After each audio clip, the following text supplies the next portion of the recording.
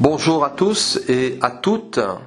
Je lirai quelques versets dans l'Épître aux Galates au chapitre 1 et à partir du verset 1, où il est dit: Paul, apôtre, non de la part des hommes, ni par un homme, mais par Jésus-Christ, et Dieu le Père qui l'a ressuscité des morts, et tous les frères qui sont avec moi aux églises de la Galatie. Que la grâce et la paix vous soient données de la part de Dieu le Père et de notre Seigneur Jésus-Christ, qui s'est donné lui-même pour nos péchés, afin de nous arracher du présent siècle mauvais, selon la volonté de notre Dieu et Père, à qui soit la gloire au siècle des siècles. Amen. Je m'étonne que vous vous détourniez si promptement de celui qui vous a appelé, par la grâce de Christ, pour passer à un autre évangile. Non pas qu'il y ait un autre évangile, mais il y a des gens qui vous troublent et qui veulent altérer l'évangile de Christ. Mais si nous-mêmes, si un ange du ciel annonçait un évangile, s'écartant de celui que nous vous avons prêché, qu'il soit anathème. Nous l'avons dit précédemment et je le répète à cette heure, si quelqu'un vous annonce un évangile, s'écartant de celui que vous avez reçu, qu'il soit anathème. Et maintenant, est-ce la faveur des hommes que je désire ou celle de Dieu? Est-ce que je cherche à plaire aux hommes? Si je plaisais encore aux hommes, je ne serais pas un serviteur de Christ. Alléluia. L'auteur de l'Épître aux Galates, c'est l'apôtre Paul, et les destinataires sont les églises de la Galatie, un district de l'Asie mineure. Paul fonda ces églises dans la ville d'Antioche, d'Icône, de Lystre et de Derbe, actes 13 et 14.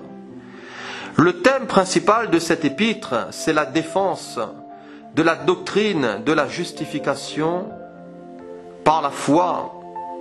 Et dans l'introduction, dans l'adresse et dans les salutations de l'apôtre, le prédicateur de la justification se présente ici comme apôtre. Et apôtre non de la part des hommes, ni par un homme, mais par Jésus-Christ et Dieu le Père. Aucun instrument humain n'a agi dans le mandat de Paul. Aucune interaction humaine, aucun agent humain, aucune cérémonie n'ont joué un rôle dans l'appel, dans la consécration et dans l'apostolat de Paul. Et au chapitre 1 et au verset 15 de notre épître, concernant sa conversion et sa vocation, il dira: mais lorsqu'il plut à celui qui m'avait mis à part dès le sein de ma mère et qui m'a appelé par sa grâce, de révéler en moi son Fils, afin que je l'annonce parmi les païens. Aussitôt je ne consulte ni la chair ni le sang. Aussitôt je ne consultais ni la chair ni le sang. Question: par qui avons-nous été appelés? Quelle expérience avons-nous fait avec Jésus? Quel type de rencontre avons-nous expérimenté? Notre vie a-t-elle été impactée? Notre vie a-t-elle été changée par la grâce? A-t-elle été bouleversée et transformée?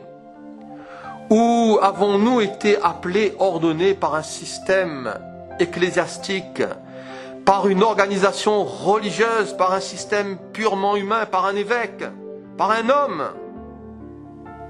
Tous ceux qui ont été appelés par le Christ sont appelés à suivre le Christ et à le servir. Et même si nous n'avons pas été revêtus de l'autorité apostolique conférée à Paul et aux 12 qui ont posé les fondements de l'Église, néanmoins nous avons été appelés à être ses disciples. Néanmoins nous avons été appelés à être ses témoins. Et chacun doit savoir pour sa part ce qu'il a reçu de Dieu. Quelle est l'œuvre, le travail, l'emploi, le ministère pour lequel le Seigneur t'a destiné. Ne pensons pas que seuls les apôtres sont appelés à travailler pour Christ avec puissance. Et dans Jean 14, verset 12, Jésus dira: celui qui croit en moi fera lui aussi les œuvres que je fais, et il en fera de plus grandes, parce que je m'en vais au Père. Paul a été appelé par Jésus-Christ et Dieu le Père. Et nous avons ici une preuve irréfutable de la divinité de notre Seigneur Jésus-Christ. Paul a été appelé par Jésus-Christ et Dieu le Père. Jésus ici est relié au Père, les mettant ainsi sur un plan d'égalité et agissant toujours en parfait accord, en parfaite harmonie. Moi et le Père, dira Jésus, nous sommes un. Quelles sont les bénédictions que Dieu donne? Au verset 3, il est dit que la grâce et la paix vous soient données de la part de Dieu le Père et de notre Seigneur Jésus-Christ. Paul formule des vœux de grâce et de paix pour ses lecteurs. D'abord la grâce, ensuite la paix. Pourquoi? Parce que tout découle de la grâce, même la paix. Que souhaitons-nous à nos frères et sœurs? Souhaitons-nous, comme Paul, toujours ces bénédictions? Souhaitons-nous toujours pour eux le meilleur, leur progrès dans la foi? Ces bénédictions ici ne sont jamais obtenues par la loi. Et les légalistes, les judaïsants menteurs et leur système n'offrent pas de grâce et ne procurent pas la paix. Et dans leur système, personne ne peut savoir s'il a suffisamment fait pour avoir l'assurance du salut. Et dans le système de ces judaïsants, personne ne peut savoir s'il a accompli suffisamment assez pour avoir l'assurance du salut. Mais voyez-vous, le salut ne dépend pas de la quantité d'œuvres que nous pourrions faire, mais de l'œuvre de Jésus qui a tout fait. Alléluia! Que contient comme message le véritable évangile de grâce et de paix? Au verset 4, Paul donne un court résumé du véritable évangile en décrivant premièrement sa nature, en décrivant deuxièmement son objet et troisièmement sa source. Et la nature de l'évangile est en rapport avec la mort expiatoire de Christ et de sa résurrection. Au verset 4, et il s'est donné lui-même pour nos péchés. Personne ne peut par ses efforts humains, personne ne peut par sa volonté échapper au péché. Et si l'observation de la loi aurait pu endiguer le péché, si l'observation de la loi aurait pu mettre un terme au péché, Christ n'aurait pas eu besoin de venir et de mourir pour nous. Le problème du péché a été liquidé. Et le problème du péché a été liquidé à la croix, une fois pour toutes. Et la loi de l'esprit de vie en Jésus-Christ nous affranchit de la loi du péché et de la mort, chose impossible à la loi de Moïse. Ainsi, il est inutile et impossible pour nous d'ajouter quelque chose à l'œuvre parfaite de la croix. Ni notre morale, ni notre piété, ni notre obéissance, ni la pratique de la loi, ni tous nos efforts, aussi grands et louables soient-ils, ne peut en aucun cas et à aucun moment nous procurer le salut. Ni nos capacités, ni notre intelligence, ni notre dévouement, ni toute notre bonne volonté à vouloir servir Dieu, à vouloir lui obéir. Toutes ces choses en aucun cas et à aucun moment ne peut nous procurer la justification. La procuration du salut ne peut provenir que de la mort et de la résurrection de Jésus. Et Dieu prouve son amour envers nous en ce que lorsque nous étions encore des pécheurs, Christ est mort pour nous. La Bible nous dit, étant donc justifiés par son sang, nous avons la paix avec Dieu par notre Seigneur Jésus-Christ. Personne ne peut être justifié devant Dieu par les œuvres de la loi, car c'est par la loi que vient la connaissance du péché. En fait, au lieu de nous déclarer justes, elle nous déclare coupables, et cela que nous soyons juifs ou païens. La loi de Dieu, elle est bonne, c'est la loi divine, mais elle ne fait que révéler le péché sans pouvoir l'enlever. Et en nous mesurant à la loi, nous ne pouvons que réaliser notre degré de perversité et notre incapacité à nous sauver. La loi est comme un miroir.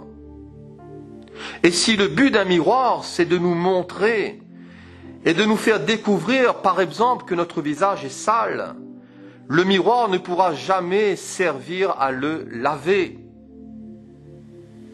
De même, un thermomètre nous permet de savoir si nous sommes fiévreux, mais il ne fait pas baisser la fièvre. À vrai dire, il ne l'enlève pas non plus. Que penserez-vous de quelqu'un qui avalerait un thermomètre pour être guéri? Que penserez-vous de quelqu'un qui chercherait à obtenir la justification par la loi, par la pratique des œuvres de la loi? Il serait sous la malédiction et séparé de Christ.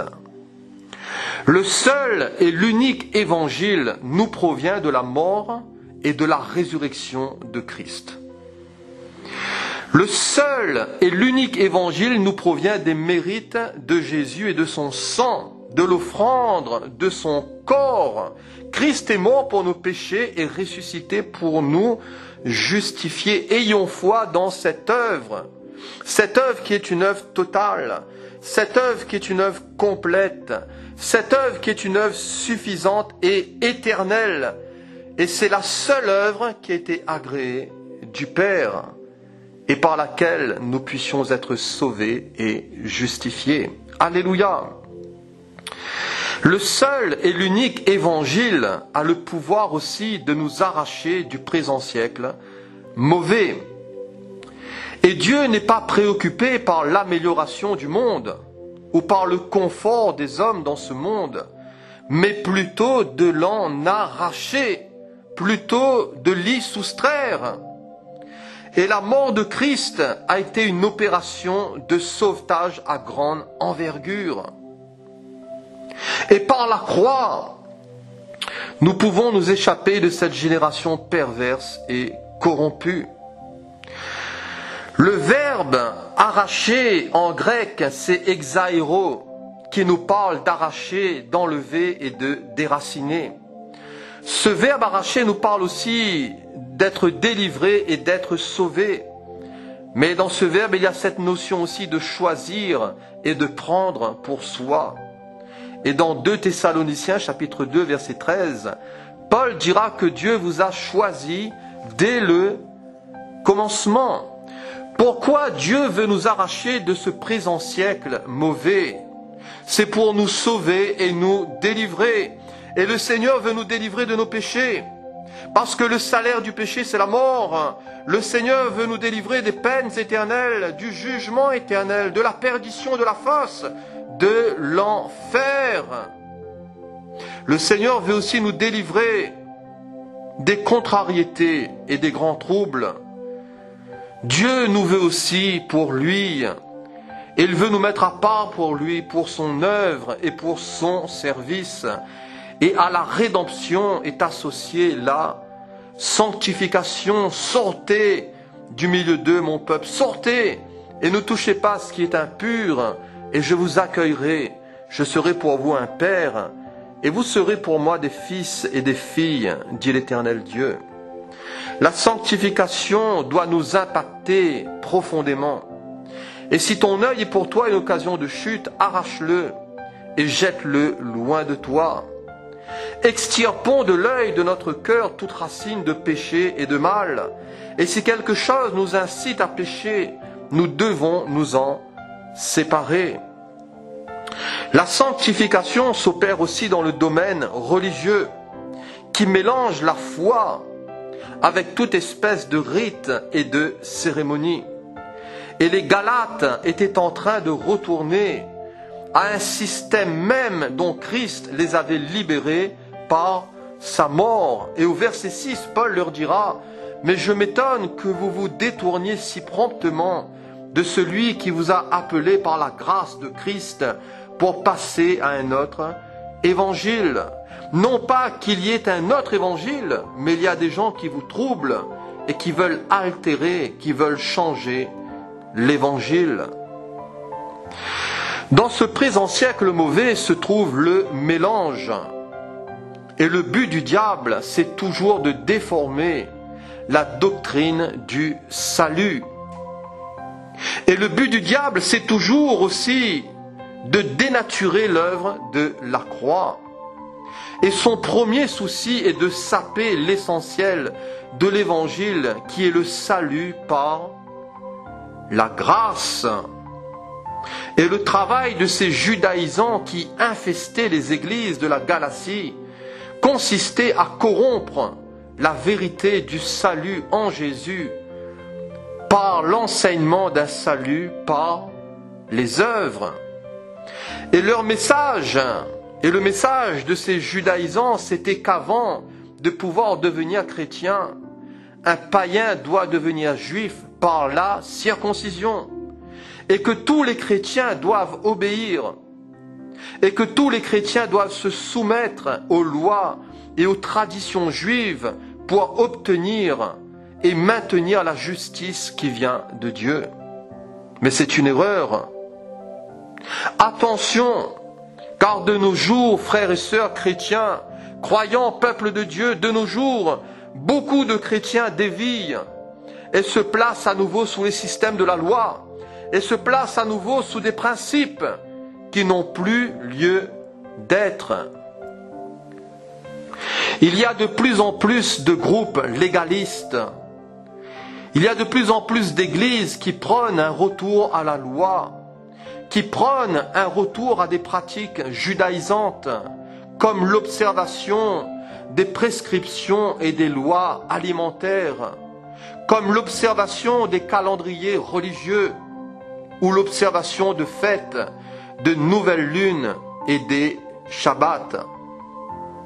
Mais Paul dira: « Je crains d'avoir inutilement travaillé pour vous. » Le chrétien n'est pas soumis à de telles règles. Et dans Colossiens chapitre 2 verset 16, l'apôtre dira que personne ne vous juge au sujet du manger ou du boire, ou au sujet d'une fête, d'une nouvelle lune ou des shabbats. C'était l'ombre des choses à venir. C'était l'ombre des choses à venir, mais le corps est en Christ. Les religions humaines placent souvent les hommes sous l'esclavage de rites. Les religions humaines placent souvent les individus sous l'esclavage de préceptes et de règlements. Ne pas manger ceci, ne pas boire cela. Ne pas manger de viande tel jour, comme par exemple le vendredi. Pour certaines religions, le vendredi saint ou pendant le carême. Ne pas boire de thé ou ne pas boire de café si l'on veut être un bon chrétien, un bon membre d'église, comme par exemple chez les Mormons, etc., etc. La Bible nous dit que tout est pur pour ceux qui sont purs, mais rien n'est pur pour ceux qui sont souillés et incrédules. La Bible nous dit que le royaume de Dieu, ce n'est pas le manger et le boire, mais c'est la justice, c'est la paix et la joie par le Saint-Esprit. Dans la vision de Pierre, dans Acte 10, versets 9 à 16, cette vision illustre le fait que les lois alimentaires ne sont plus en vigueur. D'autres insistent sur l'observation du Shabbat pour plaire à Dieu. La notion du Shabbat a été donnée à la nation d'Israël en rapport avec l'Exode et la sortie de l'Égypte, Deutéronome chapitre 5, verset 15. Depuis Adam jusqu'à Moïse, rien ne suggère que le Shabbat a été observé. Et le Nouveau Testament ne commande nulle part aux chrétiens d'observer le Shabbat. Le culte d'adoration de l'Église primitive a eu lieu un dimanche, le premier jour de la semaine, et non le samedi. Acte 20, verset 7. Et sous la nouvelle alliance, les choses ont bougé. Et le premier jour de la semaine, c'est le jour de la résurrection de notre Seigneur Jésus-Christ. Et voyez-vous, dans la résurrection, c'est la vie.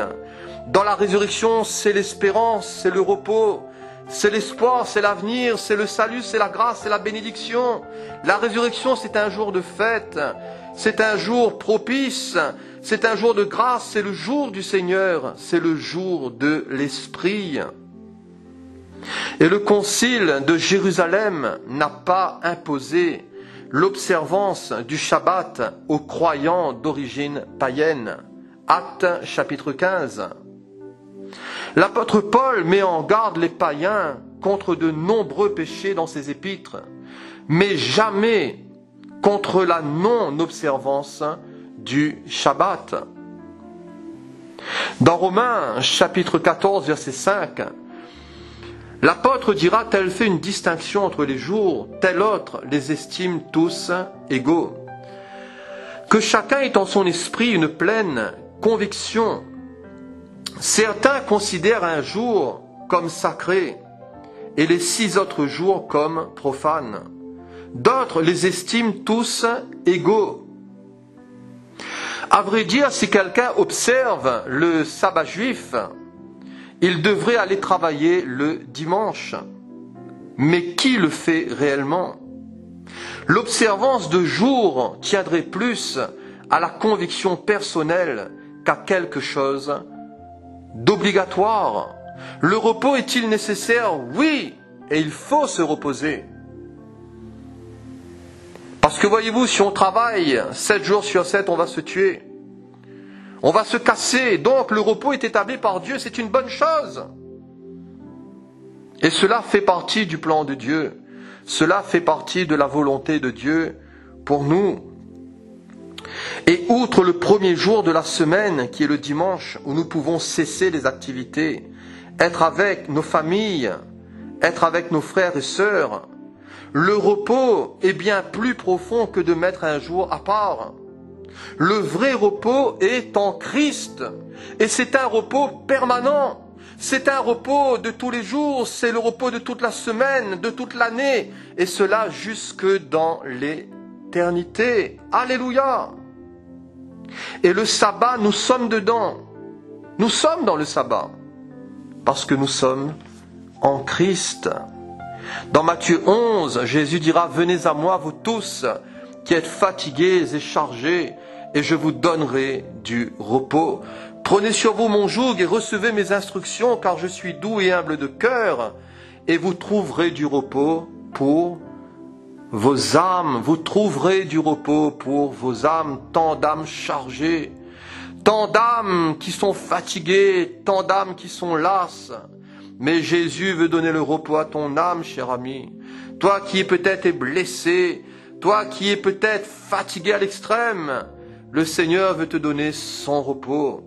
Et plus que le relâche des fardeaux de la semaine, le fardeau du péché a été ôté. Le fardeau du péché a été enlevé, et merci Seigneur pour son œuvre à la croix. Merci Seigneur pour son travail, car à cause du travail de son âme, mon serviteur juste justifiera beaucoup d'hommes. Le Seigneur n'a jamais cessé de travailler. Et dans Jean 5, verset 17, Jésus dira: mon Père travaille jusqu'à présent, moi aussi je travaille. Et les Juifs poursuivaient Jésus parce qu'il guérissait les gens le jour du Shabbat. En réalité, Jésus violait le sabbat. Shabbat ou pas Shabbat, heureusement que le Seigneur est à l'œuvre et il travaille pour nous sauver. Et cela quel que soit le moment. Gloire à Dieu. Que personne ainsi ne vous juge au sujet du manger ou du boire, ou au sujet d'une fête, d'une nouvelle lune ou des Shabbats. C'était l'ombre des choses à venir, mais le corps est en Christ. L'ombre n'est pas la réalité. La réalité, c'est ce qui crée l'ombre. Et la réalité, c'est Christ. Et le corps est en Christ. Et pour les faux docteurs, Jésus ne suffit pas. Ils ont besoin de quelque chose de plus. Ils ont besoin de légalisme. Ils ont besoin de mysticisme ou d'ascétisme. Et pour eux, Christ seul ne pouvait pas sauver les hommes, mais qu'il fallait obéir aussi à la loi juive.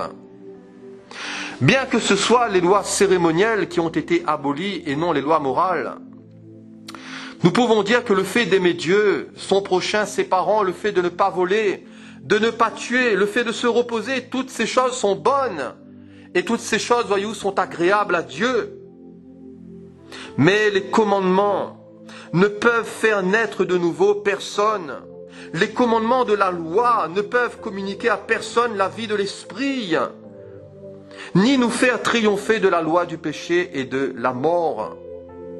Les commandements de la loi et de la loi mosaïque ne communiquent le salut à quiconque, ni une nouvelle nature à personne. Elle ne peut en aucun cas nous régénérer et nous faire naître de nouveau. Seul le Christ peut le faire, seul l'Esprit de Dieu peut le faire. Qui était plus droit que le jeune homme riche? Suivait-il scrupuleusement la loi? Oui. Était-il sauvé? Non. Était-il prêt à renoncer à lui-même et à ses biens? Non. Était-il prêt à suivre Jésus? Non. Pourtant, voyez-vous, il suivait scrupuleusement la loi. Mais au-delà des règles extérieures, quelle est notre relation intérieure avec Dieu? Au-delà des règles extérieures, quelle est notre relation intérieure avec Jésus? Notre vie est-elle cachée avec Christ en Dieu? Sommes-nous nés de nouveau? Avons-nous revêtu Christ? Sommes-nous ressuscités dans notre esprit? Sommes-nous une nouvelle créature en Christ, une nouvelle création? Christ est-il notre vie? Christ est-il ta vie, cher ami? Christ est-il ton repos? Sommes-nous prêts à tout quitter, à tout abandonner pour lui, s'il nous le demandait? Que le Seigneur nous aide et que le Seigneur nous accorde sa grâce. Et voyez-vous, même le fait de tout quitter, de tout abandonner pour suivre Jésus ne nous sauve pas. Le fait de tout quitter et tout abandonner pour suivre Jésus ne nous sauve pas. Et cela ne procure pas le salut. Mais nous le suivons, nous le faisons parce que nous sommes sauvés. Nous démontrons que notre foi est vivante en un Dieu vivant. Et voyez-vous, tout cela dépasse la raison humaine. Tout cela dépasse les perceptions humaines. Tout cela dépasse la logique humaine. Tout quitter pour l'invisible. Tout quitter pour quelqu'un que nous ne voyons pas et que nous aimons sans avoir vu. Seule la foi peut produire ces choses et non la loi. Et si Paul, au verset 4, nous a donné un court résumé du véritable évangile, en décrivant premièrement sa nature, deuxièmement son objet, Paul nous présente aussi troisièmement sa source. Et quelle est la source de cet évangile? C'est la volonté de Dieu. Au verset 4, Jésus s'est donné lui-même pour nos péchés, afin de nous arracher du présent siècle mauvais, selon la volonté de notre Dieu et Père. Chaque croyant est sauvé par la volonté souveraine de Dieu, et non par les œuvres. Et le salut ne vient pas de la terre, mais du ciel. Et si Dieu n'avait pas résolu de sauver les hommes, personne n'aurait pu être sauvé. Personne. Et Jésus dira que nul ne peut venir à moi si le Père qui m'a envoyé ne l'attire, et je le ressusciterai au dernier jour. Personne ne vient de lui-même à Jésus. Il ne peut venir que si le Père ne l'attire. Alléluia. Ainsi, présenter un autre évangile, présenter un autre moyen de salut que Dieu et les apôtres ont enseigné, c'est être sous le coup d'un anathème. La prédication et l'enseignement de la parole constituent une responsabilité lourde et effrayante. Et au verset 8 et 9 de notre chapitre 1, Paul dira: « Mais si nous-mêmes, si un ange du ciel annonçait un autre évangile s'écartant de celui que nous vous avons prêché, qu'il soit anathème. » Nous l'avons dit précédemment, je le répète à cette heure, si quelqu'un vous annonce un évangile s'écartant de celui que vous avez reçu, qu'il soit anathème. Par deux fois ici, Paul prononce une écrasante malédiction sur quiconque prêcherait un autre évangile. Aucun prédicateur, aucun docteur, pas même un ange, ne pense pouvoir altérer, ne pense pouvoir modifier la parole de Dieu sans subir une sentence et un jugement terrible. Il suffit de lire l'épître de Jude, les épîtres de Pierre et celles aussi de Jean. Les faux docteurs sont coupables de corrompre la vérité de Dieu, mais les chrétiens de Galatie sont coupables de les suivre. Et ces frères dans la foi en sont venus à être désorientés, ces frères dans la foi en sont venus à être perturbés. Et nous devons, frères et sœurs, nous devons nous mettre en garde contre la séduction, parce que nous sommes dans un temps de grande séduction au travers des réseaux sociaux, au travers du net, au travers de YouTube.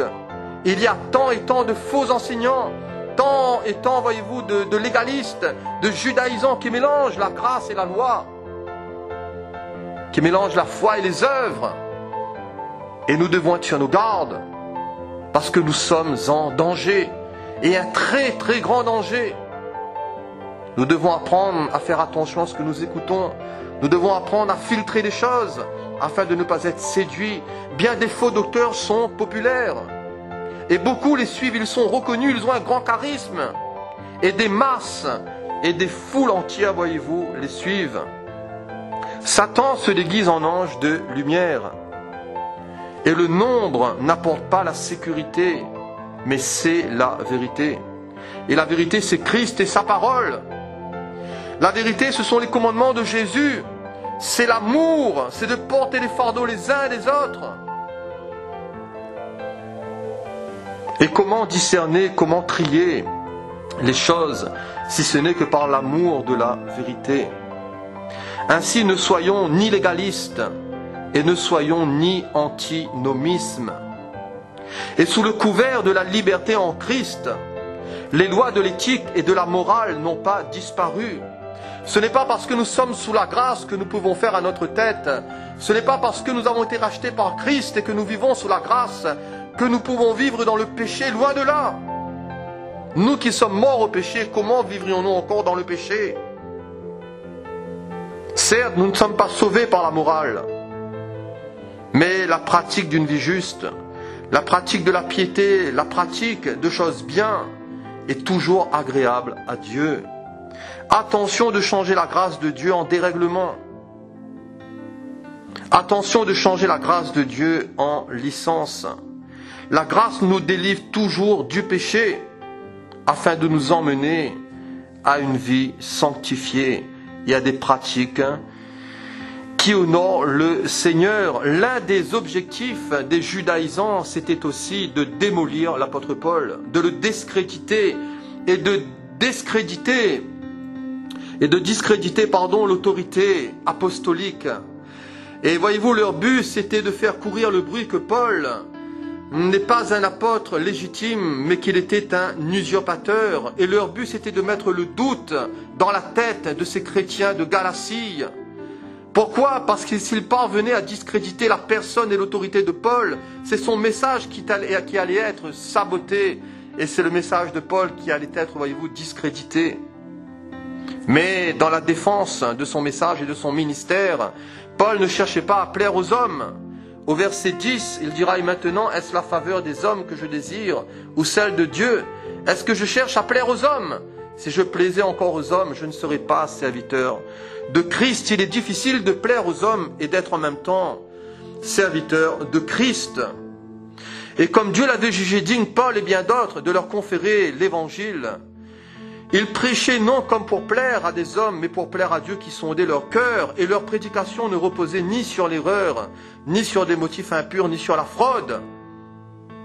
Voyez-vous, il n'y avait pas de paroles flatteuses, ni de cupidité pour mobile, ni, voyez-vous, les sous, l'amour de l'argent pour mobile. Et il dira que nous n'avons point cherché la gloire qui vient des hommes, ni de vous, ni des autres, dira Paul aux Thessaloniciens. Le but suprême de l'apôtre Paul était d'honorer Christ et de conduire les gens sur le chemin du salut. Et dans 1 Corinthiens 9, il dira « Bien que je sois libre à l'égard de tous, je me suis rendu le serviteur de tous, afin de gagner le plus grand nombre. » Ce sont les accusateurs de Paul qui cherchaient à plaire aux hommes. Et il voulait que les païens soient circoncis pour se glorifier dans leur chair et pour ne pas être persécutés pour la croix de Christ. Et voyez-vous, le martyr n'était pas pour eux, mais le martyr était pour ceux qui étaient consacrés à Christ, comme Paul. Et Paul l'a été. Et en se soumettant entièrement à Christ, sa vie, cela lui a coûté cher puisqu'il en est mort. Pour terminer, dans quel évangile te trouves-tu? La Bible nous dit que c'est par la grâce que nous sommes sauvés, c'est par le moyen de la foi. Et cela ne vient pas de vous, mais c'est le don de Dieu. La Bible nous dit que ce n'est point par les œuvres afin que personne ne se glorifie. Ayons foi en Christ. Car le don gratuit de Dieu, c'est la vie éternelle en lui et en lui seul. Alléluia! Que le Seigneur vous bénisse abondamment. Bien-aimés de Dieu, soyez bénis au nom de Jésus. Amen.